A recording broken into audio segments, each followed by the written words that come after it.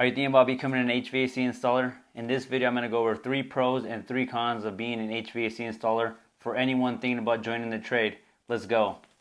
Hello, and to everybody that's been to the channel before, welcome back. To anybody that's new, thanks for tuning into the channel. I hope you stick around. I hope you hit that subscribe button. My name is Ramon. I am an HVAC technician and installer based out of Nevada. This video is intended to give 3 pros and 3 cons to anybody that's thinking about joining HVAC as an installer, or if you're already an HVAC and you're a service technician and you want to make a change.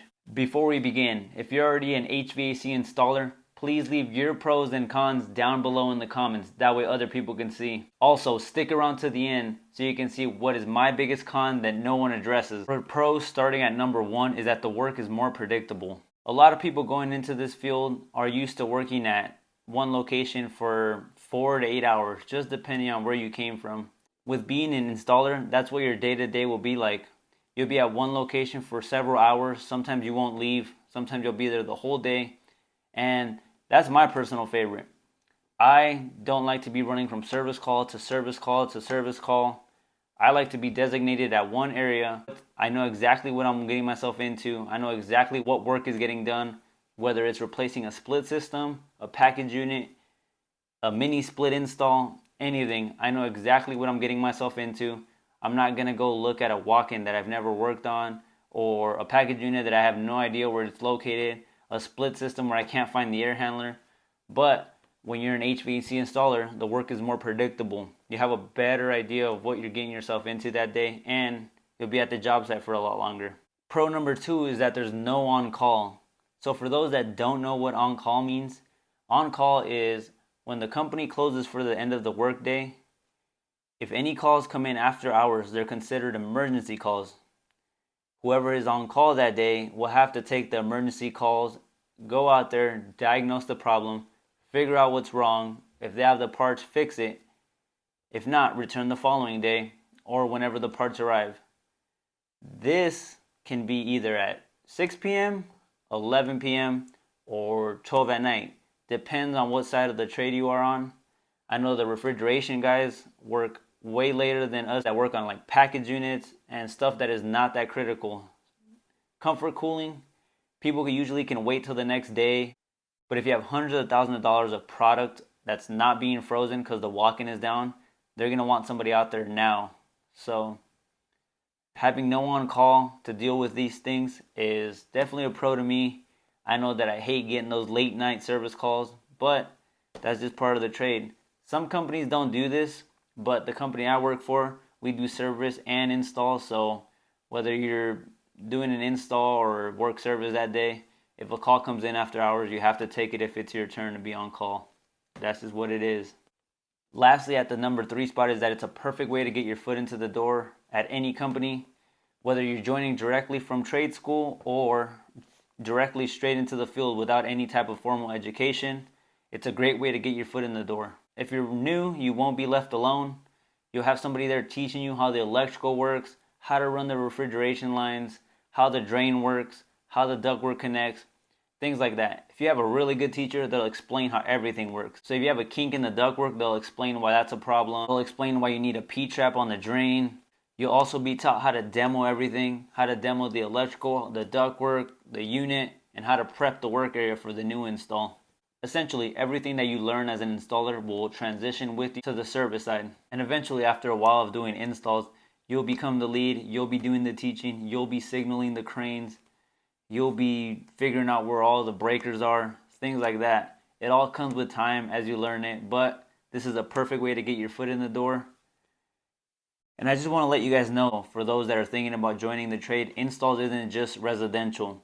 You can do installs on commercial buildings, industrial buildings. You can replace package units, split systems, install units that aren't even there. You'll have electricians usually run power and stuff, but that's another one. You'll install units that weren't there. If you're an industrial tech or an industrial installer, you'll install chillers, boilers, pumps. There's so many things to this side of the trade people don't know about. So don't think that you'll be stuck doing residential or just commercial or even just industrial. There's so many sides of the install that you can choose from. It's huge. But That's pro number 3 for me, is that it's a great way to get your foot in the door if you're thinking of joining this field. And you have options. Whether you want to do resi, commercial, or industrial, you can always pick. Now that we got the pros out of the way, let's go down to the cons. So starting with con number 1 is that your personal diagnosing skills and troubleshooting skills won't grow past the everyday install. Now this is something that people don't consider. I know that installs come with their own problems of figuring out how to get the unit out of a certain area, or how am I going to hang this unit, or how am I going to run this ductwork? There's no room, things like that. But there's a whole other side of problems that you're not seeing, such as how to troubleshoot a 15-year-old unit, or looking at a brand new multi-city unit that you got to read the manual to even understand how it turns on. Yes, you will run into certain problems when you're doing an installer, but you're not going to get your max ability of troubleshooting if you're only doing installs. Usually installs don't cause that many problems on startup. Moving on to con number 2 is that usually you'll get less pay. In this field, you get highly compensated for how technical you are and how good you are at sales. If you can walk up to any unit and diagnose the problem and fix it, you're going to get highly compensated for that. I'm not saying that installers don't make great money, but from the experience that I have talking with other technicians, usually the service guys get paid a little bit more on the average. Doesn't mean you can't be both. If you're both and you're well-rounded, you can expect to get highly compensated. So don't think that just because you're starting out as an HVAC installer, that's it. To wrap things up, con number 3 is that it's a very physically demanding side of the trade. If you're doing installs all the time, you're going to be crawling in attics, you're going to be in tight spaces, you're going to be dragging tools up to the roof, you're going to be walking materials across big commercial buildings, you're going to be craning a bunch of units, tearing them down. There's so many things that are physically demanding that you don't even realize. It definitely takes a toll on your body. By the time you get home, you won't even realize how hard you work. You'll just fall asleep. I am not saying that service isn't physically demanding, but I've worked both, and service is a different type of demanding. That one is more mentally draining than physically draining. When you're working on a bunch of different units, you're thinking a lot more. You're running through a lot more troubleshooting skills, thinking, what if this, what if that? You know, I got this reading, I got this temperature over here, I got this going on. So service has their own side of, mentally demanding. But as an installer, you have to remove the unit, prep for the new unit, install the new unit, and clean the whole work area up. You won't even realize how physically demanding it is until the very end of the project. The last and final con that no one talks about, and it's my biggest con, is insulation. If you're lucky and you're like me, you get to work with ductwork. Ductwork has insulation, and this insulation is fiberglass insulation. So when it gets on you, man, you're going to be itchy. If it gets on your arms, you're going to be itchy. If it gets on your face, you're going to be itchy. If you even just walk around insulation, you'll get itchy. Insulation is so uncomfortable. When you go home and you'll take a shower, you'll feel it all in your skin and everything, but it's just part of the trade, and it's part of being an installer. So you just got to learn to live with it. I do have one saying though. Saying goes, be the insulation. I am going to give you one word of advice. If you're new and you're working with ductwork, don't touch your face. You're going to regret it. You'll thank me later for that tip. Whether you decide to be an installer or a service technician, it pays dividends in this field to be a well-rounded technician. I am lucky that I'm at a company that I get to do both, where I get to do installs and service, just depending on what time of the year it is.